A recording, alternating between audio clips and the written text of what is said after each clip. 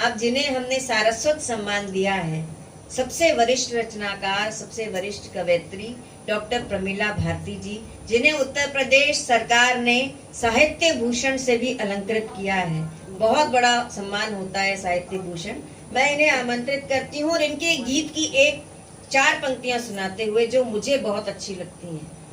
इतनी मर्मांतक पीड़ा है उन पंक्तियों में, वो आपको सुनाती हूँ कि व्यर्थ के शब्द कितने ही सजा लो, व्यर्थ के शब्द कितने ही सजा लो, गीत का श्रृंगार हो पाता नहीं है। कि व्यर्थ के शब्द कितने भी सजा लो, गीत का श्रृंगार हो पाता नहीं है। मीत तुम बिन मन कहीं उस पार जाकर बस गया है। कि मीत तुम बिन मन कहीं उस पार जाकर बस गया है, किंतु यह तन तो कहीं नदी के पार हो पाता नहीं है। मन चला गया मीत के साथ, लेकिन कितनी पीड़ा है कि तन यहाँ पर रह गया है और वो तन वहाँ पार नहीं जा सकता। इतनी मर्मांतक पीड़ा के गीत लिखने वाली और बहुत ही सकारात्मक दृष्टिकोण रखने वाली हमारी सबसे बड़ी बहन प्रमिला भारती जी को मैं आमंत्रित करती हूँ। और जब तक वे आए तब तक सारे लोग जोरदार तालियां बजाकर उसका स्वागत अभिनंदन। देखिए, मैं इसलिए बीच में आ गया, एक बात अपने काव्य पाठ के दौरान और उसके बाद फिर अचानक प्रीति जी ने कीर्ति जी को बुलाया। एक बार मेरा मन ये है कि मंच के हम सब लोग जो बड़े व्यस्त रहते हैं ना, उनको अपनी व्यस्तताओं से फुर्सत नहीं मिलती और सारी यात्राओं भाग दौड़ में लगे रहते हैं। लेकिन कीर्ति जी ने इन दिनों पूरे भारतवर्ष में मतलब मंच की यात्रा भी, शब्द की यात्रा भी, साहित्य की भी यात्रा और अपने बड़ों के प्रति ऐसा मान सम्मान, मैं सच बताता हूं कि मैंने तो भारत में कहीं देखा नहीं कि वो यदि देहरादून जाती हैं किसमें कवि सम्मेलन में, तो बुद्धिनाथ मिश्र जी के घर पहुंच जाती हैं। वो द्वारिका में रामदरस जी के यहाँ चली जाती हैं। उनका मन हुआ, प्रमिला जी के मन में, दीदी 1 मिनट आ जाओ, कि ये भाव था कि मैं किसी कवि को सम्मानित करूं। तो उन्होंने कहा, दीदी आपके मन के भाव की हम पूर्णता करेंगे, पूर्ति करेंगे। तो एक बार मेरा मन ये है कि ऐसी कीर्ति काले जी, जो देखिए विनीत पांडे को भी खोज कर ला रही हैं और ये भी चाहती हैं कि दीदी की खूबियों से उन सब से आप परिचित हों और पूरे देश में, पूरे विश्व में, अमेरिका भी जाती हैं तो वो सोहनलाल द्विवेदी जी की पोती से मिलने पहुंच जाती हैं। तो मैं चाहता हूं कि आप सबकी तालियां होनी चाहिए कीर्ति काले जी के लिए। जोरदार नहीं, बहुत जोरदार है। वार्षिक उत्सव हो रहा है तो अंतरराष्ट्रीय सकारात्मक साहित्य मंच की अध्यक्षा, उनकी पूरी टीम के लिए और हमारी आदरणीय दीदी के लिए कि जब वो 100 वर्ष की हो जाएं तो फिर दोबारा से कहें कि एक सम्मान और देना है और अब तक जिनको सम्मानित किया है उन सबको बुलाकर उनकी कविताएं भी सुनवानी है। तो एक बार जरा इसके लिए भी तालियां बजाएं।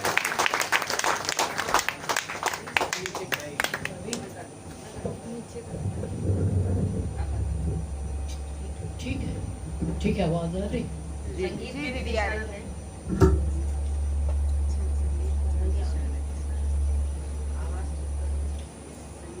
बेटा 84 साल की 28 जून को पूरी हो गई हूँ और ये 85 साल है और बिल्कुल स्वस्थ हूँ, कोई बीमारी नहीं है। रात के 3 बजे तक सुबह हो जाता है, तब तक लिखती रहती हूँ, कोई परेशानी नहीं, कुछ नहीं। नींद आई नहीं आई तो लेखन शुरू, पढ़ना शुरू। एक जाते जाते एक गीत आपको सुना दे। स्वागत दीदी। जाने से पहले जो बात कहूँ सुन ले, ना जाने। वहाँ से पढ़े तो लोग सभी शक्ल देखेंगे। अच्छा, यही ठीक है। जाने से पहले जो बात कहूँ सुन ले, ना जाने से पहले जो बात कहूँ सुन ले ना। मेरे आखर मन ही मन गुन ले, ना जाने से पहले जो बात कहूँ सुन ले, ना जाने जाने से पहले। बहुत अच्छा दीदी, वाह वाह वाह। कोई रे आस कभी पास तुम्हारे आए, द्वार खोल देना। कोई रे आस कभी पास तुम्हारे आए, द्वार खोल देना। सहमे जिसके मन में सांत्वना की मीठी रसधार घोल देना। सहमे जिसके मन में सांत्वना की मीठी रसधार घोल देना। तो कुछ भी हो तुमको नव ज्योति के सगुन देना जाने से पहले। कुछ भी हो तुमको नव ज्योति के सगुन देना जाने से पहले। जो बात कहूँ सुन लेना जाने से पहले।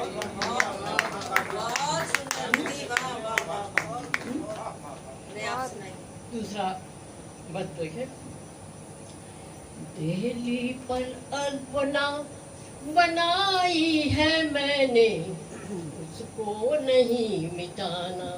हम बूढ़े लोग, आप लोग को जो संस्कार देके जा रहे हैं उसको मिटाइएगा, उसको कायम रखिएगा, संवेदना फैलाइएगा, सबको प्यार करिए।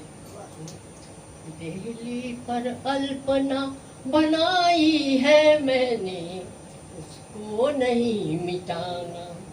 पीर किसी की भी हो साथ सभी के मिलकर बोझ तुम उठाना। पीर किसी की भी हो साथ सभी के मिलकर बोझ तुम उठाना।